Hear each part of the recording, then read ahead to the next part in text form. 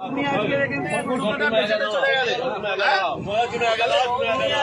বেচেতে চলে গেলে তুমি আজকে মালগুলো বেচেতে চলে গেলে আমাদের মুসলিম ভাইরা কিনলো, কিনে রাস্তায় খারাপ করে কাটলো, তোমরা নিয়ে চলে যাও।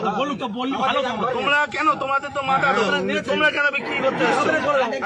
তোমাদের মাথা হারানো, তোমাদের মাল কি আমরা কিনে ফাঁসবো? মাথা বেশি দিবে, তোমরা চলে যাও। ভালো কথাই বলছি, হাট এখন বন্ধ হয়, তোমরা চলে যাও। কেউ একটা ভালো কথা বলো, এনাদের কেউ একটা কিন্তু কোনো কথা বলবে না। উপরে বলুক, উপরে বলতে পারো, করে খাই, আমরাও করে খাই।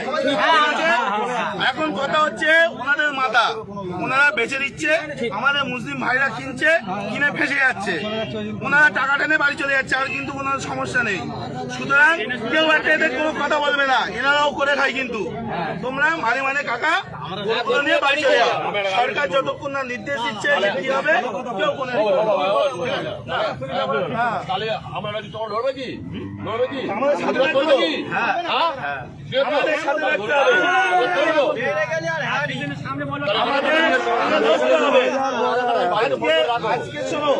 আজকে ভারতবর্ষে এই গরু এক্সপোর্টে ইন্ডিয়ার দ্বিতীয় নম্বরে, আর আমরা আজকে করছি অপরাধ, আমরা করে ফেলেছি।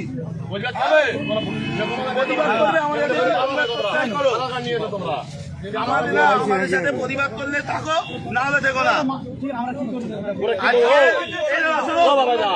জানি না আজকে এই গো মাংস, গরু মাংস বাইরের দেশে এক্সপোর্ট হচ্ছে, আমাদের ইন্ডিয়া দ্বিতীয় নম্বরে।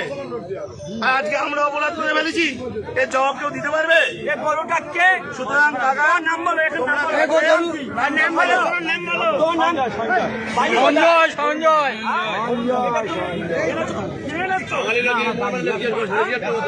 14 বছর বয়স হয়েছে, এটা 14 বছর বয়স হয়েছে, তুমি এই কাজটা করলে কেন? তোমার কালকে তো ঘটনা হচ্ছে, আমরা